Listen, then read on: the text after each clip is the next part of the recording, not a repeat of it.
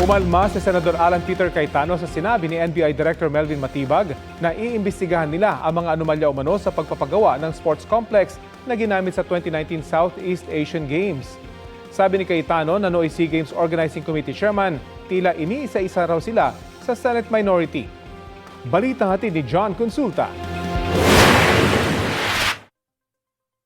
World-class na sports complex sa New Clark City sa Tarlac ang ibinida ng gobyerno nung idao sa bansa ang Southeast Asian Games noong 2019.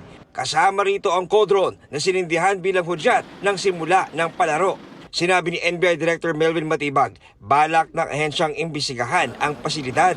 May nakarating daw na impormasyon na may irregularidad umano sa ginastos ng pondo para rito. Nakarating sa amin, bilyon-bilyon pala yung pumasok dito na pera na unliquidated. At mayroong private company rito na na-involve na binayaran ng 10 billion at ang pagbabayad insertion sa GAA na hindi binayad. So ito, imbestigahan namin to. Malaking kaso rin ito. Ayon kay Matibag, wala rin umanong ginawang bidding sa paggawa ng sports complex. Ito yung tungkol dun sa it's a Malaysian company na sila yung nag-build ditong sport area na to. Walang bidding, tapos nabayaran ng mabilisan na 10 billion yung halaga, congressional insertion.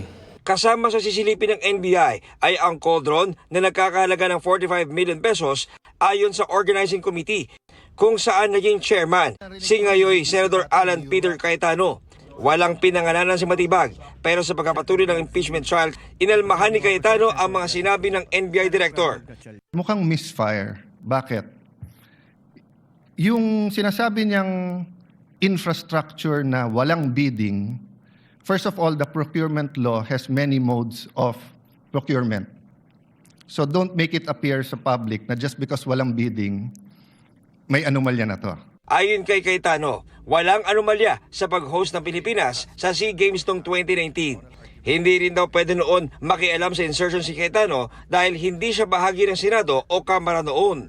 Wala rin daw siyang kinalaman sa pagpapatayo ng sports complex na pinamahalaan niya ng Bases Conversion and Development Authority o BCDA. It was done by the BCDA. The chairman of the BCDA is one of the closest advisors of the president now. The president of the BCDA is one of the closest advisors and is a secretary now. Sinisikap namin kunin ang panig ng nooy President and CEO ng PCDA at ngayon DPWH Secretary Vince Dizon. Hirit pa ni Cayetano, naapektuhan ng trial dahil sa ginagawa ni Matibag na nakatakda ring humarap bilang testigo ng prosekusyon. It is unfair to me and unfair to the court that kung kailan siya patatawag siya sa Monday, intimidate mo ako, hindi kita tatanungin sa Monday dahil mag-a-announce ka na iimbestigahan mo. Tapos sasabihin mo may insertion, tapos sasabihin mo hindi liquidated. Liquidated po lahat yun.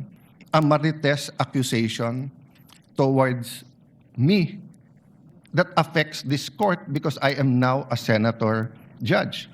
Tinukoy rin ni Cayetano ang hinala ng minorya na tila isa-isa silang kinakasuhan para mawala sa impeachment trial. Binabawasan talaga kami.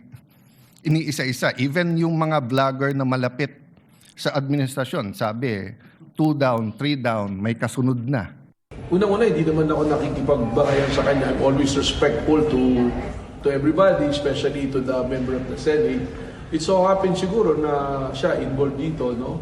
At tayo naman, ang record naman ng NBI, we'll always go where the evidence will lead us kung ano yung batas, kung ano yung proseso. And I'm sure si Senator Alan, kung siya kasama rin dito, I'm sure that he will appreciate na may imbestigahan natin ito ng maayos. John Consulta, nagbabalita para sa GMA News.